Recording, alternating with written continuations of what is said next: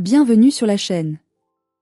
Installez-vous, servez-vous une boisson chaude, car l'histoire que je vais vous confier aujourd'hui est glaciale, même si elle se termine par un incendie que j'ai moi-même allumé. Tout commence dans la banlieue huppée de Bordeaux, là où les apparences comptent plus que la vérité. Je m'appelle Lison. J'ai 28 ans. Et jusqu'à la semaine dernière, je pensais que quitter la maison familiale, ce caveau doré où j'ai enterré ma jeunesse, serait l'événement le plus silencieux et le plus insignifiant de mon existence. Je me trompais lourdement. J'avais emballé mes affaires avec la précision d'un fugitif. Pas de bruit, pas de traces. Des cartons scotchés à la hâte, des vêtements fourrés dans des sacs poubelles noirs pour aller plus vite, mes livres précieux serrés contre ma poitrine. J'ai attendu que la maison soit vide.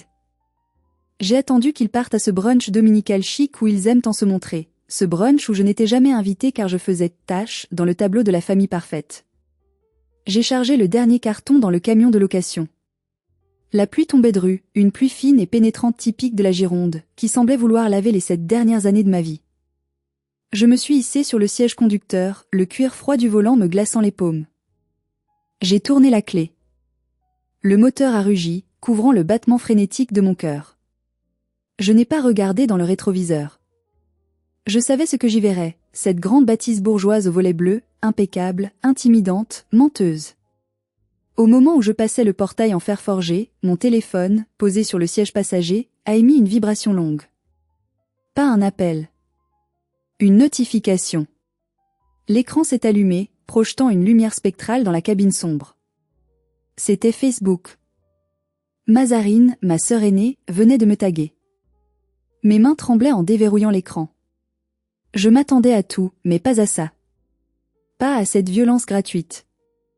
Une photo s'affichait. C'était ma chambre. Ma chambre vide, que je venais de quitter il y a à peine 10 minutes. Elle avait dû rentrer plus tôt que prévu.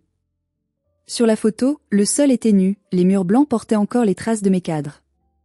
Et la légende, mon Dieu, la légende. Enfin, la sangsue a dégagé. La maison respire enfin. Bon débarras. Hashtag nouveau départ, hashtag famille toxique, hashtag libération. J'ai senti un goût métallique dans ma bouche. Le sang. Je m'étais mordu la lèvre jusqu'au sang. Sous la photo, le compteur de likes s'affolait déjà. 1234 personnes avaient aimé ça. 1234 personnes validaient mon humiliation publique. Mais le pire, c'était les commentaires. Ils s'empilaient comme des briques pour construire le mur de ma honte. J'ai vu le nom de ma mère, Odile. Ma propre mère. Elle avait écrit « Enfin, je n'aurai plus à ramasser les tasses de café d'une ratée qui passe sa vie à jouer sur son ordinateur.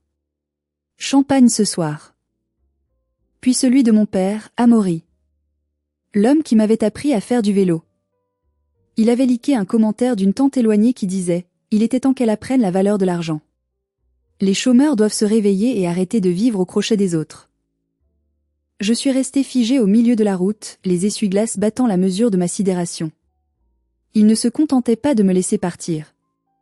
Il me donnait un coup de pied au ventre sur le pas de la porte, devant le monde entier. Il célébrait mon départ comme on célèbre la fin d'une maladie. Avant de vous raconter comment j'ai transformé cette insulte publique en la pire erreur financière de leur vie, j'aimerais savoir d'où vous écoutez cette histoire. Est-ce que vous êtes à Paris sous la pluie comme moi ce jour-là, au Québec sous la neige, ou peut-être au soleil à Dakar ou Casablanca? Et quelle heure est-il chez vous en ce moment? Dites-le moi en commentaire, ça me donne l'impression de ne pas être seule face à mes souvenirs. Je n'ai pas pleuré. C'est étrange, on pense toujours qu'on va pleurer dans ces moments-là. Mais les larmes ne venaient pas. À la place, une froideur clinique a envahi mes veines. J'ai regardé l'écran, fasciné par leur audace. Ils pensaient que j'étais partie la queue entre les jambes. Ils pensaient que j'étais cette petite chose fragile, sans emploi, sans avenir, qu'ils avaient gentiment hébergée par charité chrétienne. Ils avaient oublié un détail. Un détail monumental. Un détail de 180 mètres carrés. Cette maison, dont Mazarine revendiquait la libération, cette maison n'était pas à eux. Elle n'était pas à mes parents. Elle n'était certainement pas à Mazarine. Elle était à moi. J'ai pris une capture d'écran. Clic, j'ai capturé les commentaires de ma mère.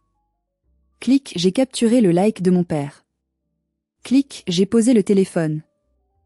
J'ai enclenché la première. Et pour la première fois depuis 7 ans, j'ai souri. Ce n'était pas un sourire de joie. C'était le sourire du bourreau qui vient déguiser sa hache. Il voulait jouer au tribunal public? Très bien. Mais ils avaient oublié que c'était moi qui tenais le marteau du juge. Pour que vous compreniez l'ampleur de la trahison, et pourquoi ma vengeance a été si méticuleuse, il faut remonter le temps. Il faut revenir 7 ans en arrière, au jour précis où les fondations de ce drame ont été coulées dans le béton du mensonge. J'avais 21 ans. Je venais de valider ma licence de lettres modernes, une rêveuse avec des livres plein les bras et une naïveté touchante. Dans ce monde de requins qu'était ma famille, j'étais le petit poisson rouge. Ma seule protection, mon seul rempart contre la superficialité de mes parents et la méchanceté de ma sœur, c'était ma grand-mère maternelle, Mamie Zélie. Mamie Zélie n'était pas une grand-mère comme les autres. C'était une femme de caractère, une ancienne résistante au sens propre comme au figuré. Elle avait les yeux vifs, les mains noueuses, et une détestation profonde pour l'hypocrisie. Elle voyait clair dans le jeu de sa propre fille, ma mère Odile. Elle voyait comment Odile dépensait l'argent qu'elle n'avait pas pour des sacs à main de marque, comment elle méprisait les gens inférieurs, comment elle avait élevé Mazarine, ma sœur aînée, pour devenir son clone narcissique parfait. Quand mamie est morte d'une crise cardiaque foudroyante, j'ai cru que le ciel me tombait sur la tête. Lors de l'enterrement, au cimetière de la Chartreuse, sous un ciel de plomb, je me tenais à l'écart, écrasée par le chagrin. Ma mère, elle, offrait une performance digne d'un César. Elle pleurait bruyamment, s'effondrait artistiquement dans les bras de mon père, jetant des regards en coin pour vérifier que les voisins la regardaient bien. Mazarine, cachée derrière des lunettes de soleil énormes, vérifiait discrètement ses notifications Instagram entre 2 sanglots simulés. 3 jours plus tard, la lecture du testament a eu lieu dans le cabinet feutré de maître Stanislas, le notaire de famille. L'air sentait la cire d'abeille et la cupidité. Mes parents étaient fébriles. Je les avais entendus la veille au soir faire des plans.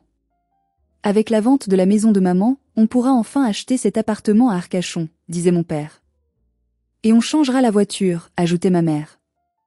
Ils avaient déjà dépensé l'héritage avant même de l'avoir touché. Maître Stanislas, un homme sec et précis comme une horloge suisse, nous a fait asseoir. Il a ouvert l'enveloppe. Un silence de mort s'est abattu sur la pièce. Seul le bruit du papier qu'on déplie résonnait. Madame Zélie a rédigé un testament holographe 6 mois avant son décès, a commencé le notaire. Elle lègue la somme de 10 000 € à sa fille, Odile. Ma mère a eu un hoquet de surprise. 10 000 ? C'est tout ? Mais les comptes, l'assurance vie ? Tout a été utilisé pour des donations antérieures ou des frais médicaux, madame, a coupé le notaire sans lever les yeux. Quant au bien immobilier principal, la villa de Mérignac. Mes parents se sont penchés en avant, les yeux brillants. C'était le gros lot. La maison valait une fortune. Madame Zélie lègue la villa de Mérignac en pleine propriété à sa petite-fille, Lison.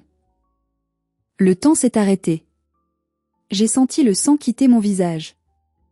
J'ai cru avoir mal entendu. Mazarine a éclaté d'un rire nerveux, strident. C'est une blague ? Lison ? Mais elle est gamine. Elle ne sait même pas remplir un chèque.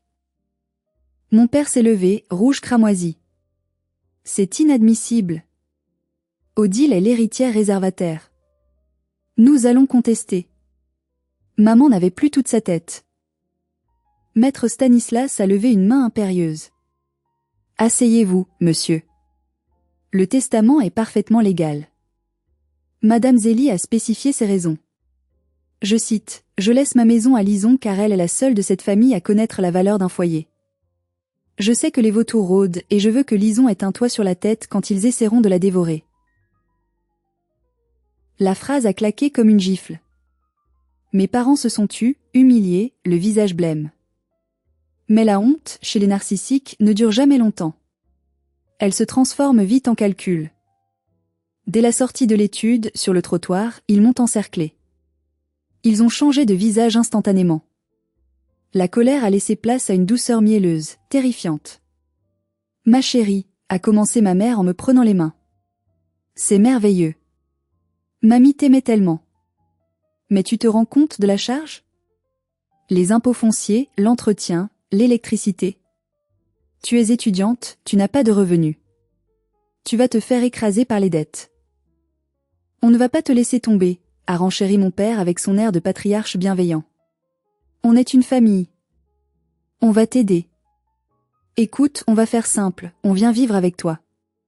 On s'occupe de tout. On gère la maison, les factures, les réparations.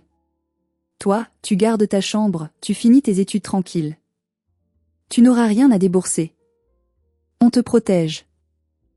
J'étais jeune. J'étais en deuil. J'avais désespérément besoin qu'il m'aime, qu'il soit fier de moi. Je voulais croire à ce conte de fées familial. J'ai pensé que c'était un compromis équitable. J'ai pensé qu'en leur offrant un toit, ils me donneraient enfin un peu de respect. J'ai accepté. J'ai dit oui.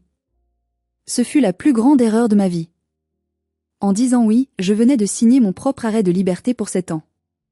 Je venais d'inviter les loups dans la bergerie, et je leur avais tendu les clés. Les premiers mois, ils ont joué le jeu. Puis, insidieusement, la dynamique a changé. Ils ont pris possession des lieux comme une armée d'occupation. Mes parents se sont installés dans la chambre principale, celle de mamie, qu'ils ont relookée avec un goût douteux, jetant les vieux meubles en merisier pour du mobilier moderne et froid. Mazarine a exigé la deuxième plus grande chambre, celle avec le balcon, pour ses créations de contenu. Moi, j'ai été reléguée dans l'ancienne chambre d'amis, la plus petite, au rez-de-chaussée, celle qui donnait sur la rue et qui était mal isolée. C'est mieux pour toi, tu seras plus tranquille pour tes livres, avait dit ma mère. Très vite, le narratif familial s'est mis en place. Pour le monde extérieur, mes parents étaient les propriétaires généreux qui hébergeaient leur fille cadette un peu paumée. Mon père, qui avait pris une retraite anticipée, un euphémisme pour dire qu'il avait été licencié pour incompétence, racontait à qui voulait l'entendre qu'il gérait son patrimoine. Ma mère passait ses journées à commander des vêtements sur Internet et à organiser des apéritifs dînatoires où je n'étais tolérée que pour servir les petits fours. Et moi, je suis devenue le fantôme. Ce qu'ils ignoraient, c'est que je ne passais pas mes journées à jouer sur mon ordinateur. J'avais trouvé ma voie. Je suis devenue ghostwriter, une plume de l'ombre. J'écrivais des romans policiers pour des auteurs célèbres qui n'avaient plus d'inspiration. Je rédigeais des discours de crise pour des PDG en difficulté. Je gérais des stratégies de communication numérique complexes. C'était un travail solitaire, intense, qui demandait une concentration extrême. Mais pour ma famille, voir quelqu'un assis devant un écran sans uniforme ni horaire de bureau ne signifiait qu'une chose, chômage. Fainéantise. Échec.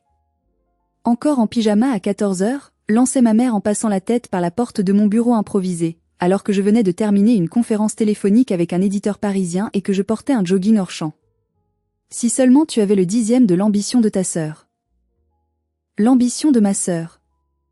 Parlons-en. Mazarine se levait à 11 heures, le visage bouffi de sommeil, et monopolisait la salle de bain pendant 1 heure. Ensuite, elle envahissait le salon MON Salon pour tourner ses vidéos TikTok. Coucou mes chéris. Aujourd'hui on parle de mindset et d'abondance. Comment attirer la richesse dans votre vie, hurlait-elle devant son anneau lumineux. Je devais marcher sur la pointe des pieds dans ma propre cuisine pour ne pas faire de bruit. Si je faisais couler un café trop fort, elle levait les yeux au ciel, exaspérée. Lisons, franchement. Un peu de respect pour ceux qui travaillent. On essaie de construire un empire ici. L'ironie était si épaisse qu'elle m'étouffait. Car voici la réalité financière de notre foyer. Officiellement, mes parents devaient payer les charges en échange du loyer gratuit. En réalité, ils oubliaient, toujours. Oh Lison, tu peux avancer la facture d'électricité ce mois-ci ? J'ai un souci de plafond bancaire, je te rembourse la semaine prochaine, disait mon père avec un sourire gêné. La semaine prochaine n'arrivait jamais. Au fil des années, las de réclamer, j'ai fini par mettre tous les contrats à mon nom. EDF, eau, gaz, Internet fibre pro. C'était plus simple. Je payais tout. Environ 500 € de charges fixes par mois. Plus une participation à la nourriture de 250 € en liquide que ma mère exigeait chaque mois, sous prétexte que la vie est chère et tu manges comme 4. Je gagnais très bien ma vie. Mes contrats me rapportaient entre 5 000 et 7 000 € par mois. Je ne dépensais rien. Je n'avais pas de vie sociale, pas de sortie, pas de vacances. Je thésaurisais. Je voyais mon compte en banque grossir en silence, tandis que celui de mes parents fondait à cause de leur train de vie insoutenable. Je me souviens d'un Noël particulièrement cruel, il y a 2 ans. J'avais utilisé mes économies pour acheter une montre connectée haut de gamme à mon père, pensant lui faire plaisir. Lors du repas de Noël, quand son frère est venu, mon père a relevé sa manche pour montrer la montre. Regarde ce bijou. C'est Mazarine qui me l'a offerte. Elle a du goût, hein? Ma fille aînée réussit tellement bien. Mazarine, qui lui avait offert une paire de chaussettes, a souri, complice. Elle a hoché la tête, acceptant le compliment sans ciller. J'étais assise juste en face. J'ai serré ma fourchette jusqu'à ce que mes jointures blanchissent. Je n'ai rien dit. J'ai avalé ma dinde sèche et ma dignité. Dites-moi honnêtement en commentaire, là, maintenant, à ma place, qu'est-ce que vous auriez fait? Auriez-vous renversé la table? Auriez-vous hurlé la vérité devant tout le monde? Ou auriez-vous fait comme moi, noté cette humiliation dans un carnet mental noir, page 412, pour l'ajouter à l'addition finale? Je suis curieuse de savoir si ma patience était de la force ou de la lâcheté. Je suis restée. Pas par faiblesse, mais parce que j'observais. Je constituais un dossier. Je gardais chaque reçu, chaque relevé bancaire, chaque preuve de virement. Je savais qu'un jour, la guerre éclaterait. Et ce jour-là, je voulais avoir des munitions. Tout a basculé il y a 2 mois. C'était un mardi matin pluvieux. Je m'étais levée tôt, vers 6 heures, pour travailler sur un manuscrit urgent. La maison était silencieuse. Vers 8 heures, je suis sortie de ma chambre pour aller chercher un verre d'eau à la cuisine. La porte de la cuisine était entr'ouverte. Une odeur de café frais flottait dans l'air. J'ai entendu des voix étouffées. C'était ma mère et Mazarine. Je me suis arrêtée dans le couloir, pieds nus sur le carrelage froid. Quelque chose dans le ton de leur voix m'a alertée. Ce n'était pas une conversation normale. C'était une conspiration. J'en ai marre de voir ces cartons de livres dans le couloir, disait Mazarine d'une voix traînante.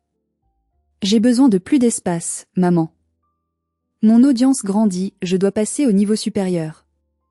J'ai besoin d'un vrai studio pro, avec un fond vert, des lumières. La chambre de Lison est parfaite pour ça. Elle est au rez-de-chaussée, je pourrais recevoir mes clients sans qu'ils traversent toute la maison. Mon cœur s'est mis à cogner contre mes côtes. Elle parlait de ma chambre. De mon seul refuge. De mon bureau. Je sais, ma chérie, je sais, a répondu ma mère d'un ton apaisant, presque complice. Ton père et moi, on y a pensé aussi. Cette situation ne peut plus durer. Lison prend trop de place. Elle nous étouffe avec sa présence morose. Alors qu'est-ce qu'on fait, a insisté Mazarine. Elle ne partira jamais d'elle-même. Elle est trop lâche. Elle est trop bien ici, nourrie, logée, blanchie à nos frais. Ma mère a ri. Un petit rire sec, méchant, que je ne lui connaissais pas, ne t'inquiète pas. On a un plan. On va lui dire que la santé de papa se dégrade. Qu'il a besoin de calme absolu, que ses horaires décalés de travail sur ordinateur le perturbent. On va lui mettre la pression psychologique pour qu'elle prenne un studio en ville. On lui dira que c'est pour son bien, pour son indépendance. Et si elle veut revenir le week-end, à Jean-Mazarine. On changera les serrures du portail, a répondu ma mère avec une froideur glaciale. On lui dira qu'on a perdu les clés, ou que le mécanisme est coincé. Elle finira par comprendre qu'elle n'est plus la bienvenue. Cette maison est trop bien pour elle. Elle ne mérite pas tout ça. Regarde-la, elle ressemble à rien, elle n'a pas d'amis, pas de vie. C'est une sangsue. Autant qu'elle aille sucer le sang de quelqu'un d'autre. Sangsue. Le mot a résonné dans ma tête comme un coup de gong. Moi, la sangsue? Moi qui payais leur électricité pour qu'ils puissent s'éclairer? Moi qui payais leur internet au débit pour que Mazarine puisse insulter l'intelligence du monde avec ses vidéos? Moi qui possédais les murs qui les abritaient? À cet instant précis, quelque chose s'est brisé en moi. Ou peut-être que quelque chose s'est enfin réparé. La petite Lison qui attendait désespérément un geste d'amour de sa maman est morte sur le carrelage froid de ce couloir. À sa place, une autre femme s'est réveillée. Une femme froide, calculatrice, méthodique. Je n'ai pas fait irruption dans la cuisine. Je n'ai pas crié. Je n'ai pas pleuré. J'ai fait demi-tour en silence. Je suis retournée dans ma chambre. J'ai fermé la porte à clé. J'ai ouvert mon ordinateur. J'ai tapé « Agence immobilière Bordeaux Centre, achat immédiat ». J'avais l'argent. J'avais les moyens. J'avais le pouvoir. En 2 jours, j'ai trouvé un appartement. Un penthouse modeste mais ultramoderne, au dernier étage d'un immeuble neuf avec vue sur la Garonne. J'ai signé le compromis de vente la semaine suivante, payant comptant. Pendant 2 mois, j'ai joué la comédie parfaite. J'ai joué la fille docile. J'ai commencé à faire des cartons, prétextant que je faisais du tri. « Oh, tu ranges enfin ta porcherie ?» a demandé mon père en passant devant ma chambre. « Oui, papa. »« Je fais de la place », ai-je répondu avec un sourire innocent. Je faisais de la place, oui. De la place dans ma vie, en les éjectant. J'ai photographié chaque recoin de la maison. Chaque fissure. Chaque tache. J'ai constitué un dossier d'état des lieux béton. Le jour de mon départ, je leur ai dit que j'avais trouvé une colocation avec une amie. Ils étaient ravis. Ils m'ont presque poussé dehors. Ils pensaient avoir gagné. Ils pensaient avoir récupéré leur maison. Et puis, Mazarine a posté cette photo. Ce « enfin » l'a sensu à dégager. C'était l'erreur fatale. C'était l'allumette jetée sur le baril de poudre. Retour au présent. Je suis assise dans mon nouveau salon. Tout est blanc, épuré, silencieux.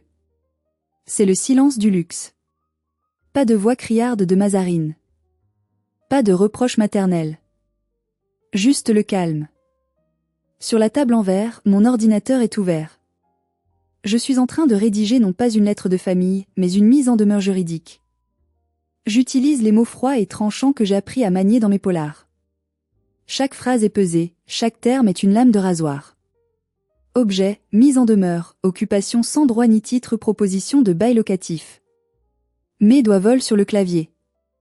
Cher Odile, Amaury et Mazarine, suite au départ définitif de Mademoiselle Lison, nom de famille, propriétaire légal et unique du bien immobilier situé au E-adresse, et en réponse directe aux déclarations publiques diffamatoires proférées par Mazarine sur le réseau social Facebook, le date qualifiant la propriétaire de sensu et des indésirables, je vous informe que les conditions d'occupation tacite et gracieuse de la propriété sont officiellement et immédiatement révoquées. En tant que propriétaire, voire copie du titre de propriété notarié ci-joint, je ne saurais tolérer d'héberger à titre gratuit des personnes portant atteinte à ma dignité et à ma réputation publique. Par la présente, je vous offre 2 options, et 2 options seulement. Option A. Vous souhaitez vous maintenir dans les lieux. Un bail de location solidaire conforme à la loi Allure sera établi à compter du 1er du mois prochain. Le loyer mensuel, basé sur l'estimation locative actuelle du marché pour une villa de 180 mètres carrés avec jardin à Mérignac, est fixé à 2 800 €, 2 800 €, hors charge. Un dépôt de garantie équivalent à 2 mois de loyer sera exigé à la signature. Option B, vous refusez le bail. Vous disposez dès lors du délai légal pour libérer les lieux de tous vos effets personnels et restituer les clés. Tout maintien dans les lieux au-delà de ce délai sera considéré comme une occupation illégale et entraînera des procédures d'expulsion ainsi que des indemnités d'occupation journalière. Par ailleurs, et ceci est un point crucial, je vous informe que les contrats de fourniture d'électricité, EDF, d'eau, Suez et d'Internet, Orange, étant tous souscrits à mon nom personnel, voire facture jointe payée intégralement par mes soins depuis 2017, seront résiliés pour cause de déménagement à la date du date plus 7 jours. Il vous appartient impérativement de souscrire à vos propres contrats avant cette date butoir. Dans l'attente de votre réponse écrite sous 48 heures. Cordialement, Lison, votre propriétaire. J'ai relu la lettre. Elle était parfaite. Chirurgicale. J'ai imprimé le document. J'ai aussi imprimé la capture d'écran du post Facebook de Mazarine. J'ai pris un surligneur jaune fluo et j'ai tracé un trait épais sur le mot « sensu ». J'ai agrafé cette image à la lettre, comme une pièce à conviction. Je suis allé à la poste centrale. J'ai envoyé le courrier en LRAR, lettre recommandée avec accusé de réception. En France, c'est l'arme absolue. Une fois l'accusé signé, personne ne peut dire « je ne savais pas ». J'ai aussi envoyé une copie numérique par email pour être sûr que l'impact soit immédiat. Je suis rentré chez moi. Je me suis versé un verre de vin blanc, un chablis bien frais. Je me suis assise sur mon canapé face à la baie vitrée. Et j'ai attendu. Il a fallu exactement 14 minutes. Mon téléphone, posé sur la table basse, s'est mis à vibrer. L'écran affichait « Mazarine ». Je n'ai pas répondu. 1 minute plus tard, « Maman ». Je n'ai pas répondu. Puis papa. Puis le téléphone fixe de la maison. En 1 heure, j'avais 24 appels manqués et 33 messages. J'ai écouté le premier message vocal de Mazarine. Sa voix ne tremblait pas de peur, elle tremblait de rage pure. Lison. C'est quoi ce délire? T'es complètement malade ou quoi? 2800 balles? On est tes parents, espèce de taré. Réponds tout de suite au téléphone. C'est une blague, hein? C'est parce que j'ai posté la photo? T'es vraiment susceptible, ma pauvre fille, c'était de l'humour. Rappelle-moi où je débarque. Le deuxième message était de ma mère. Le ton était différent. Elle pleurait. Mais c'était des larmes de manipulation, je les reconnaissais entre mille. Lison, ma chérie. Je ne comprends pas. On t'a tout donné. On t'a logé pendant 7 ans alors que tu ne faisais rien. Et tu nous demandes de l'argent? Tu veux nous mettre à la rue? Ton père est livide, il a des douleurs dans la poitrine. Tu vas le tuer, Lison. Tu veux avoir la mort de ton père sur la conscience? Rappelle-nous, on va oublier cette lettre ridicule. Je n'ai pas répondu aux appels. J'ai envoyé un seul SMS groupé, froid comme la pierre. Tout échange se fera désormais par écrit. Vous avez 7 jours pour transférer les factures d'énergie à votre nom. Le compte à rebours a commencé. Il pensait que je bluffais. Il pensait que la petite Lison, la fille timide qui baissait les yeux à table, allait craquer au bout de 24 heures de pression familiale. Il pensait que le lien du sang était une chaîne incassable qui me forcerait à plier. Ils avaient tort. Ils ne savaient pas que j'avais passé 7 ans à forger les ciseaux pour couper cette chaîne.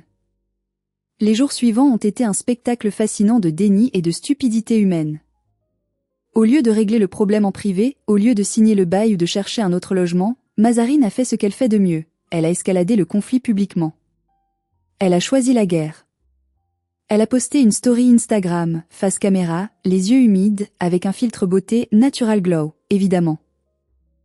Elle avait mis en scène sa détresse, assise sur le canapé du salon, mon canapé, avec une tasse de thé fumante. Les amis, disait-elle d'une voix tremblante, je traverse une épreuve terrible. Je n'ai pas l'habitude de parler de ma vie privée, mais là, c'est trop grave. Ma propre sœur, que nous avons soutenue pendant des années alors qu'elle était en dépression et sans emploi, essaie de nous escroquer.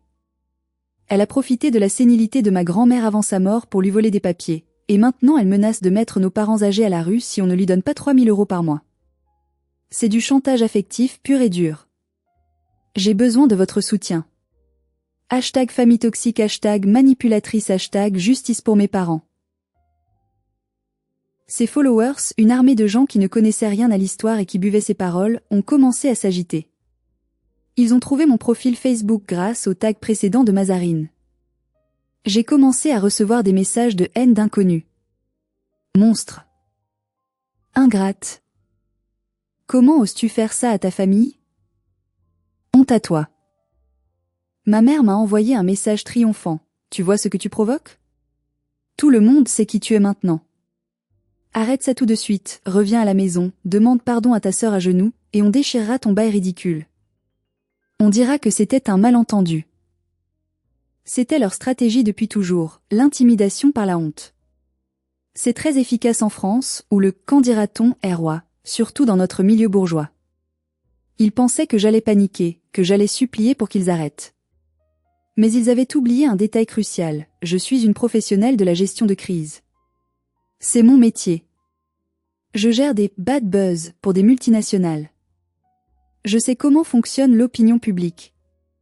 Mazarine jouait aux dames avec des pions en plastique, alors que je jouais aux échecs en 4D. J'ai préparé ma riposte. Pas de cris, pas de larmes, pas de filtre beauté. Juste des faits. Des preuves. Des recettes. J'ai créé une page web simple, hébergée sur un serveur sécurisé. J'ai rédigé un post unique sur mon profil Facebook, en mode public. Le titre était sobre, la vérité coûte plus cher qu'un like. Dans ce post, j'ai exposé 4 éléments, froidement numérotés, le testament, une photo haute définition du testament holographe de ma grand-mère, avec un zoom sur la phrase clé, je lègue cette maison à Lison pour la protéger des vautours qui l'entourent. La preuve du mensonge, une vidéo de surveillance de la cuisine. J'avais installé une petite caméra connectée il y a 6 mois pour surveiller mon chien quand je sortais, mais elle captait aussi le son. La qualité était parfaite. On y voyait ma mère et Mazarine boire leur café et dire, mot pour mot, dès qu'elle part, on change les serrures, cette ratée ne mérite pas cette maison, on va récupérer sa chambre pour ton studio. La réalité financière, les relevés bancaires PDF de 7 années de facture EDF, eau et Internet. Chaque mois. Surligné. Total, plus de 42 000 € payés par la Sansu pour le confort de sa famille. Le coup de grâce, une capture d'écran du message de Mazarine me traitant de « Sansu » mise côte à côte avec la facture Internet Orange à mon nom. J'ai écrit en légende, Mazarine dit que je suis une Sansu. Voici les preuves que je paie l'électricité qui éclaire ces vidéos depuis 2017. Voici la preuve que la maison m'appartient légalement depuis 2016. Je leur ai offert un toit gratuit pendant 7 ans. En échange, j'ai reçu des insultes et du mépris. Aujourd'hui, je reprends ma liberté. Si vous soutenez Mazarine, demandez-lui pourquoi elle vit chez sa petite sœur au chômage à 32 ans au lieu de payer son propre loyer. J'ai tagué Mazarine. J'ai cliqué sur « Publier ». Et j'ai attendu. L'effet a été immédiat. Brutal. Dévastateur. Internet adore la justice. Internet a soif de vérité. Les commentaires sous le post de Mazarine ont viré de bord en quelques heures. Les gens qui l'insultaient quelques minutes plus tôt se sont retournés contre elle avec une violence inouïe. Attends, c'était à sœur qui paie ton Internet ? Et tu l'insultes ? La honte absolue. Tu vis chez elle et tu la traites de Sansu ? Ouah, la vidéo de la mère. Quelle méchanceté gratuite. Vous êtes des monstres. Rembourse ta sœur. Mazarine a paniqué. Je l'ai vue en ligne, essayant de supprimer les commentaires, mais ils arrivaient trop vite, par centaines. Elle a supprimé ses stories. Puis elle a mis son compte en privé. Puis, finalement, elle a désactivé son compte Instagram. Son outil de travail. Son ego. Disparu. Mais c'était trop tard. Les captures d'écran circulaient déjà sur Twitter et TikTok. Sa réputation de « coach bienveillante » était en miettes. Pendant ce temps, le délai de 7 jours pour les factures arrivait à échéance. Ils n'avaient rien fait. Ils étaient trop occupés à gérer l'effondrement de leur image sociale pour s'occuper de la réalité administrative. Ils pensaient sans doute, elle n'osera pas. On est ses parents. On ne coupe pas l'électricité à ses parents en plein hiver. Le 7e jour, à 8 heures du matin précise, j'ai pris mon téléphone. J'ai composé le numéro du service client d'EDF. Bonjour, je suis titulaire du contrat OE adresse. J'ai déménagé définitivement. Je souhaite la résiliation immédiate du service. Très bien madame. La coupure se fera à distance via le compteur Linky dans l'heure. J'ai raccroché. J'ai fermé les yeux et j'ai imaginé la scène. Mazarine devait être sous la douche. Mon père devait faire griller ses tartines. 1 heure plus tard, mon téléphone a sonné. C'était mon père. J'ai laissé sonner. Il a rappelé. Encore. Encore. Il a laissé un message. Sa voix n'était plus arrogante. Elle n'était plus mielleuse. Elle était terrifiée. Lisons. Il n'y a plus de lumière. Le frigo s'est arrêté. La box internet est éteinte. Maman pleure dans le noir. S'il te plaît. Rappelle-nous. On ne peut pas rester comme ça. Je n'ai pas souri. Je n'ai ressenti aucune joie sadique. Juste un profond soulagement. La coupure n'était pas une vengeance. C'était une conséquence. La conséquence logique et inévitable de l'inaction. Essayez d'imaginer la scène. Une grande villa bourgeoise, volet électrique fermé, et bloquée en position fermée car il n'y a plus de courant, plongée dans le silence absolu et l'obscurité. Plus de ronronnements rassurants du réfrigérateur américain rempli de nourriture qu'il ne pouvait plus payer. Plus de bip du micro-ondes. Plus de lumière bleue des écrans de télévision géants. Et surtout, plus de Wi-Fi. Pour Mazarine, c'était comme si on lui avait coupé l'oxygène. Elle était coupée du monde, coupée de son audience, seule face à elle-même dans le noir. Ils ont essayé de remettre le courant. Bien sûr qu'ils ont essayé. Mon père, pris de panique, a appelé EDF en hurlant sur le pauvre conseiller au bout du fil. J'imagine la conversation, car je connais par cœur les procédures. Mais remettez le courant. C'est ma maison. Monsieur, quel est votre numéro de contrat? Je n'en ai pas, c'est au nom de ma fille. Êtes-vous le propriétaire ou le locataire en titre? Non, enfin, c'est compliqué. Désolé monsieur, pour ouvrir un nouveau compteur à cette adresse, il nous faut un bail valide ou un titre de propriété à votre nom. Ils n'avaient ni l'un ni l'autre. Lison, moi, avait le titre de propriété. Et ils avaient refusé avec arrogance de signer le bail. Ils étaient coincés dans une boucle administrative infernale qu'ils avaient eux-mêmes créée par leur orgueil. Ils étaient des squatteurs dans le noir. Le soir même, ils sont venus à mon nouvel appartement. Je ne leur avais jamais donné l'adresse, mais ma mère avait dû fouiller dans mes vieux papiers laissés sur place ou appeler une de mes anciennes amies d'école en pleurant pour obtenir l'info. L'interphone a sonné à 21h30. J'ai regardé la caméra de sécurité de l'immeuble sur mon iPad. Ils étaient là, tous les trois, plantés dans le hall en marbre de mon immeuble de standing. Ils avaient l'air petits, gris, vaincus. Mazarine portait un jogging informe et, pour la première fois de sa vie d'adulte, ne portait pas une once de maquillage. Elle avait l'air d'une enfant perdue. Mon père tenait un sac en plastique à la main. J'ai décroché l'interphone, mais je n'ai pas déverrouillé la porte. Oui. Ma mère s'est précipitée vers le micro. Lison. C'est maman. Ouvre-nous, je t'en supplie. On doit parler. On a apporté un gâteau, ton préféré, au chocolat. Un gâteau.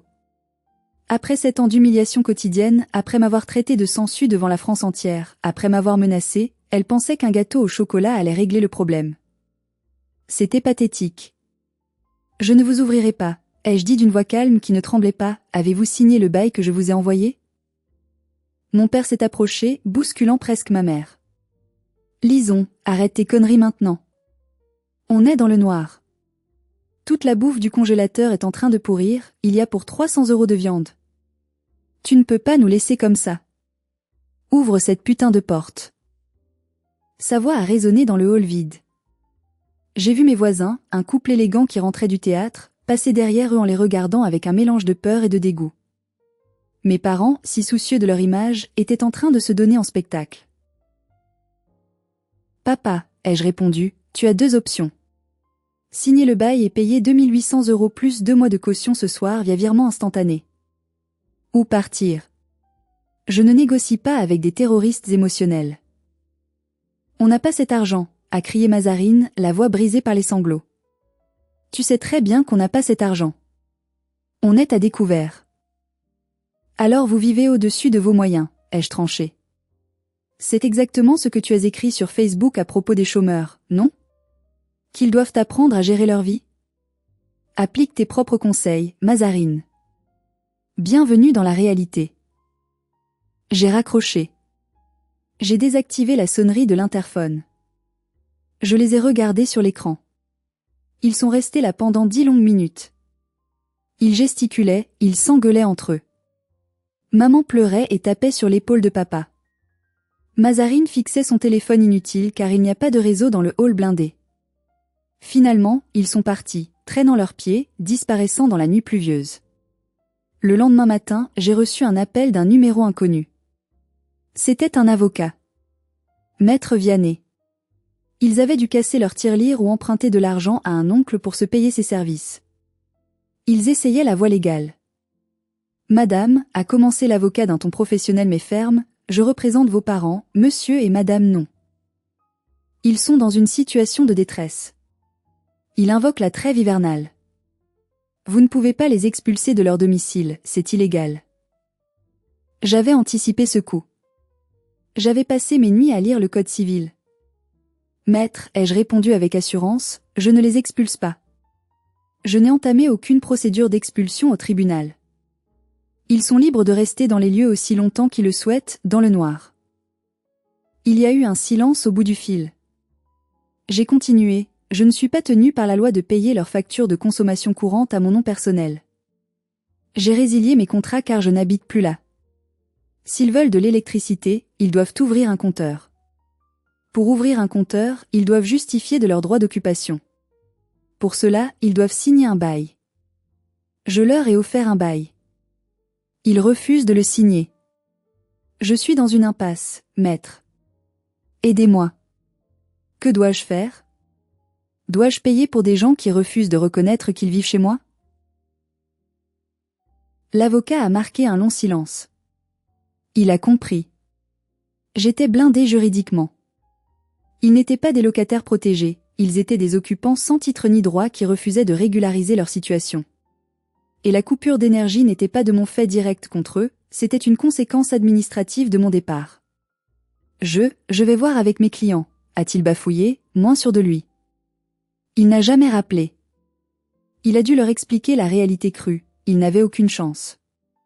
S'ils allaient au tribunal, non seulement ils perdraient, mais je pourrais réclamer des indemnités d'occupation rétroactives pour les 7 dernières années. Ils risquaient la ruine totale. La fin n'a pas été un grand feu d'artifice hollywoodien. Ce fut une implosion lente, misérable et odorante. Au bout de 5 jours sans électricité, sans eau chaude, sans chauffage, l'odeur dans la maison de Mérignac est devenue insupportable. L'odeur de la nourriture avariée dans le congélateur décongelé, l'odeur de l'humidité qui s'installait, et surtout l'odeur de la défaite. Ils ont capitulé. Mazarine m'a envoyé un email, le premier message poli et sans faute d'orthographe en 20 ans. On part. Dis-nous juste quand on doit rendre les clés. On ne veut plus jamais te voir. Je n'ai pas répondu « Je vous aime ». J'ai répondu « État des lieux de sortie vendredi à 14 h avec huissier de justice. Soyez prêts. » Je n'y suis pas allé seul. J'ai engagé un huissier de justice, maître Dupin, un homme imposant et impassible, pour faire l'état des lieux. Je ne voulais pas être seul dans une pièce avec eux. Je voulais un témoin officiel, un tampon entre leur haine et ma sérénité. Le vendredi, je suis arrivé dans ma voiture neuve, une petite Audi que je m'étais offerte avec ma dernière prime. Je me suis garé devant le portail. Ils étaient là. Le contraste était saisissant. La maison, jadis si fière, semblait déjà abandonnée. Le jardin était jonché de détritus. Des cartons mal faits s'empilaient dans le salon, scotchés de travers. Mon père ne m'a pas regardé. Il fixait ses chaussures, le dos voûté.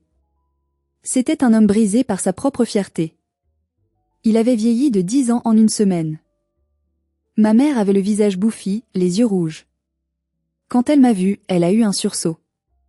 Elle a essayé de s'approcher de moi, peut-être pour me gifler, peut-être pour m'embrasser, je ne le saurai jamais car l'huissier s'est interposé discrètement. Lison, a-t-elle craché, tu es contente? Tu as détruit ta propre famille. J'espère que ton argent te tiendra chaud la nuit quand tu seras seule. J'ai regardé ma mère. J'ai regardé cette femme qui avait laissé sa fille payer ses dettes en secret tout en la traitant de ratée en public. J'ai cherché une émotion en moi.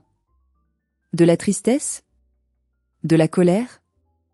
Il n'y avait rien. Juste du vide. L'argent ne tient pas chaud, maman, ai-je dit doucement. Mais le respect de soi, oui. Et pour la première fois de ma vie, je n'ai pas froid. Mazarine est descendue de l'étage. Elle traînait une valise Louis Vuitton, probablement une contrefaçon, maintenant que j'y pensais. Elle m'a lancé un regard de haine pure, un regard qui aurait pu tuer si les regards étaient des balles. Tu vas le payer, a-t-elle sifflé entre ses dents. Karma is a bitch. Tu finiras seul. Le karma a déjà frappé, Mazarine, ai-je répondu en balayant la maison vide de la main. Regarde autour de toi. C'est toi qui as invoqué tout ça avec ton post Facebook. Tu voulais de l'attention? Tu en as eu. Tu voulais que la sangsue parte? Je suis parti. Et j'ai emporté la lumière avec moi. Ils ont chargé leurs affaires non pas dans un camion de déménagement professionnel, mais dans une petite camionnette de location bas de gamme et dans la vieille voiture de mon père. J'ai vu mon père, à 60 ans, soulever des cartons lourds, manquant de tomber. J'ai ressenti une pointe de pitié. Juste une microseconde. Puis je me suis souvenu du commentaire qu'il avait liqué, « Les chômeurs doivent apprendre à vivre ». Il apprenait. C'était une leçon tardive, douloureuse, mais nécessaire. L'huissier a fait son travail. Il a noté les dégâts, parquet rayé par les talons de Mazarine, trous dans les murs pour accrocher des tableaux, taches sur la moquette. J'ai retenu la totalité de la caution morale, que je ne leur avais jamais demandée. Quand la dernière voiture a franchi le portail, j'ai sorti mon téléphone. J'ai changé le code du digicode immédiatement via l'application. Bip. Bip. Bip. Verrouillé. Je suis rentrée seule dans la maison vide. Elle résonnait. J'ai marché jusqu'à la chambre de Mamie Zélie. J'ai ouvert la fenêtre. L'air frais de l'après-midi est entré, chassant l'odeur de renfermés, l'odeur de leur parfum bon marché, l'odeur de leur méchanceté. J'ai sorti mon téléphone. J'ai appelé une agence immobilière que j'avais déjà contactée. Allô ? Oui, c'est Lison. La maison est libre. Vous pouvez mettre l'annonce en ligne. Oui, vente immédiate. Je veux tourner la page. Je ne voulais pas vivre ici. Cette maison était imprégnée de toxicité. Je voulais l'argent pour construire mon propre empire, loin d'eux, loin de Bordeaux, loin de ce passé. 6 mois ont passé depuis ce jour.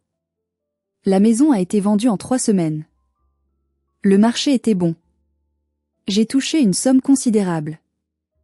J'ai investi cet argent dans la création de mon propre cabinet de conseil en communication de crise. L'ironie est délicieuse, l'expérience traumatisante avec ma famille m'a donné une expertise unique. Je sais comment détruire une réputation, et je sais comment la protéger. Les affaires marchent très bien. J'ai des bureaux à Paris, une équipe, et surtout, j'ai la paix.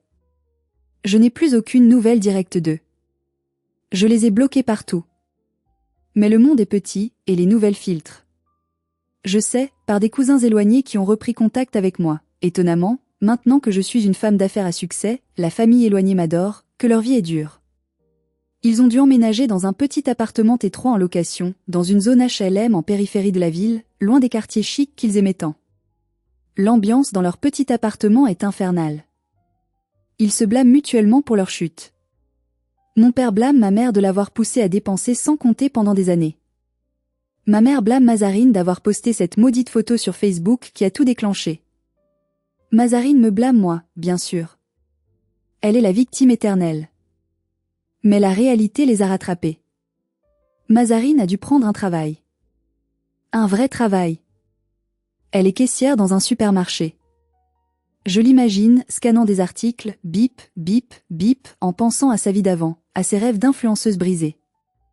Ma mère a dû vendre ses bijoux pour payer les dettes.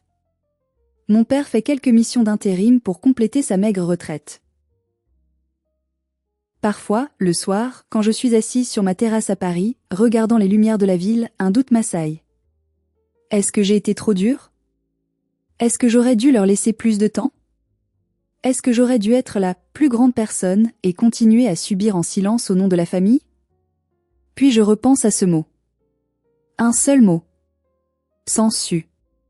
Et je réalise que j'ai fait la seule chose possible. On ne négocie pas avec un parasite. On ne nourrit pas un cancer. On le retire.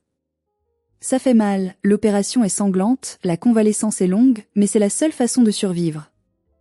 J'ai gardé une seule chose de la maison de Mérignac, le vieux fauteuil en velours rouge de Mamie Zélie. Il trône dans mon bureau. Parfois, quand je dois prendre une décision difficile, je m'y assois. J'ai l'impression de sentir son parfum de lavande. J'ai l'impression qu'elle est là, me regardant avec son petit sourire malicieux et ses yeux pétillants. Je crois qu'elle serait fière. Elle m'avait légué une maison de briques et de ciment, mais en réalité, elle m'a légué bien plus que ça. Elle m'a légué l'opportunité de me faire pousser une colonne vertébrale. Elle m'a donné les moyens de dire non. Ma sœur voulait des likes ? Elle a eu une leçon de vie qui est devenue virale, mais pas comme elle l'espérait. Mes parents voulaient une vie de luxe sans travailler ? Ils ont découvert le vrai coût de la vie. Et moi ? Je voulais juste être vue. Je voulais juste exister. Et maintenant, quand je me regarde dans le miroir le matin, je ne vois plus la sangsue. Je ne vois plus la ratée. Je vois une survivante.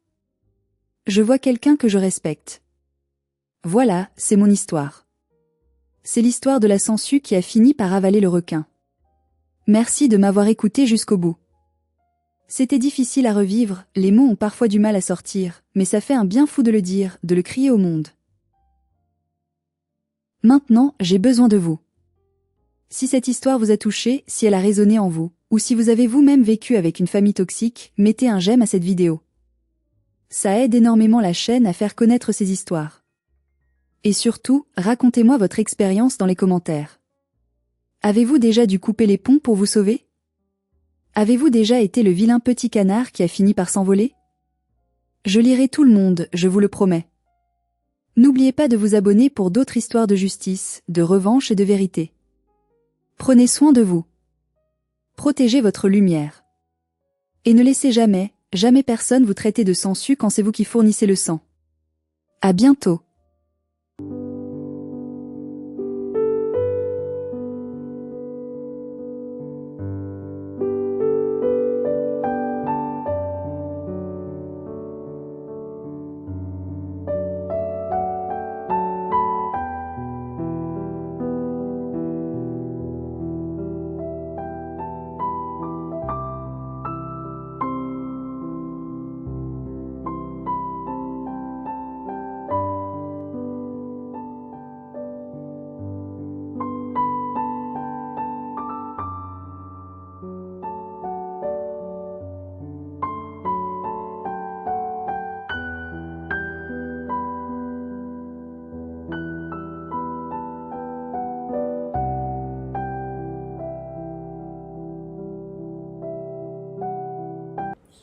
Почему не врубили?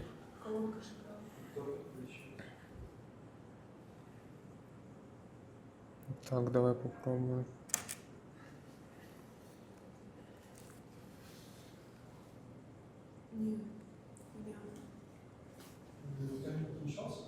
Мгм. Вот это получше. Вот это? Еще раз. Ну, давай разные.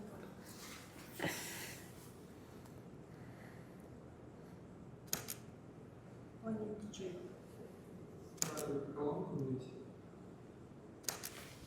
А куда он двинулся? Я же стояла здесь.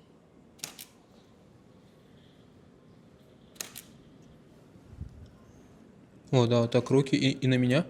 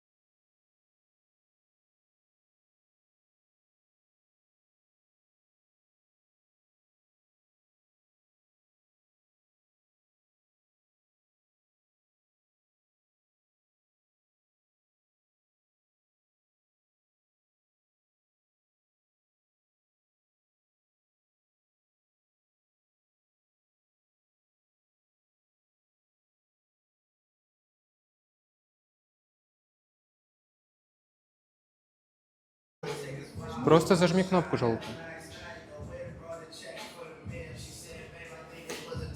Включил? Сейчас загорится зеленый. Все, работает.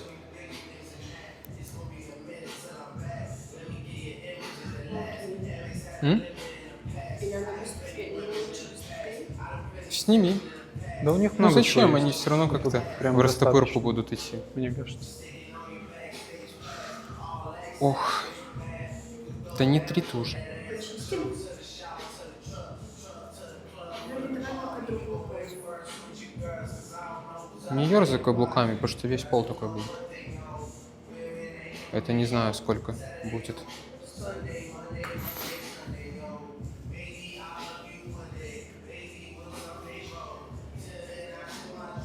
Ебать. Тебе Давай. помочь? Оксана, старайся. Сама захотела, сама выбрала. Ладно, посмотри, как это выглядит. Выглядит красиво. Или тебе сказать? А, ты как выглядишь?